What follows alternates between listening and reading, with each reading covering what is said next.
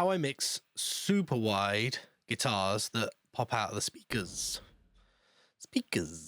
Mixing super wide guitars is more than just panning things left and right and sticking on a stereo widener. That said, the first thing that I'm going to do is stick on a stereo widener. I do this pretty early on if I'm going to do it, because then I'm sort of mixing through it and I'm not going to push things too far. The first thing that we do is we get this vitalizer and just put it on like number 7. That just...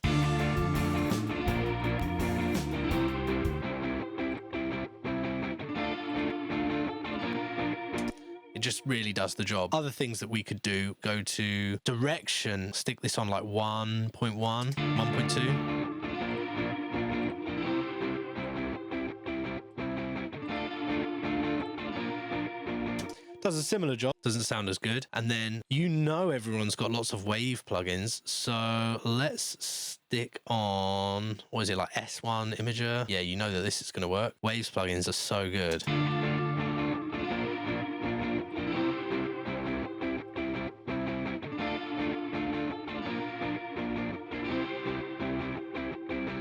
You don't want to do too much this stuff. That's all just going to fall apart as soon as you listen to it on anything else. Mate, like, I can't even read what that number says. I mean, it doesn't matter what the number says, but like, I'm just curious. God, these plugins, like, why is the mouse moving? Whatever waves, to turn that off. Let's use this one. Sounds well good.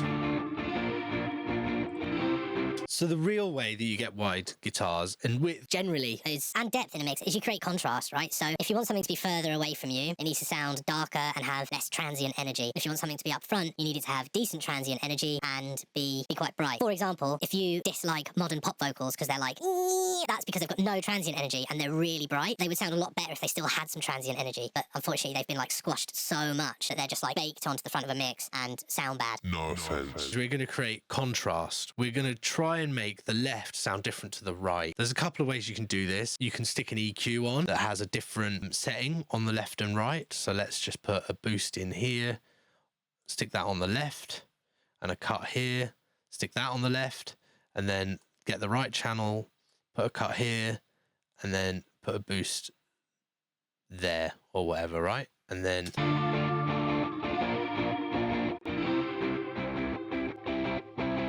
I mean, it obviously sounds horrible, but you kind of get, let me get rid of these ones and then turn those gains down so it's less intense. That has created some width, not very purposefully, I'll admit. So let's not do that, although that is one way that you can do it. Let's have a little look with these guitars that are multi-mic'd. We've got a very bright mic, a very dark mic, and a very roomy mic, right? So let's take off let's turn down the room and the bright a little bit on these.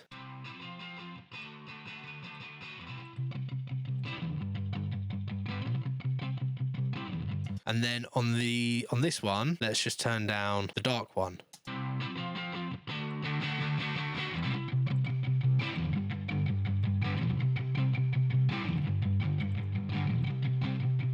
There's no real easy way to A/B those changes because you can't undo fader moves in Logic, and I can't be bothered to set them all up with different gain plugins and do all that. That's boring. Kind of have to take my word for it, but they are wider now. I'll undo this move, and then that's the only A/B you get. So listen up.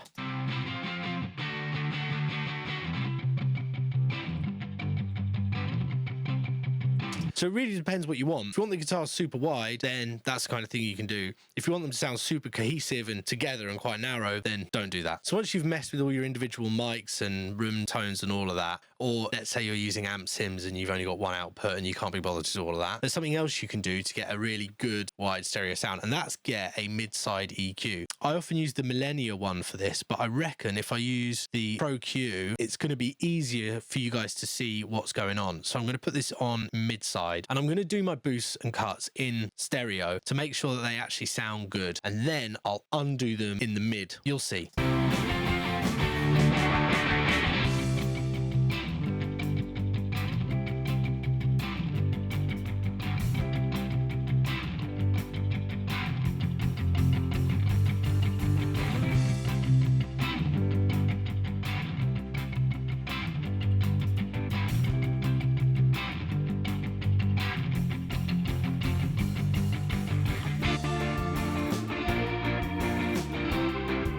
Bit of shaping EQ there. And then let's take away this cut. We don't need that. What I'm actually going to do is I'm just going to stick all of these just on the stereo, just on the side information, sorry. So if you don't know what mid-side is, I'll have to do a video on that, or just find someone else's on YouTube.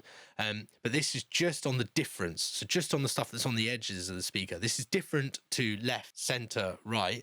This is everything in the mono. Everything that's the same in both speakers is mono, and everything that's different in both speakers is the side information. So there you go. I hope that makes sense. So now if I A/B this, I'm going to gain match it as well, auto gain level it. So we're not getting a level bump. We're just going to hear if it makes the guitars wider or not.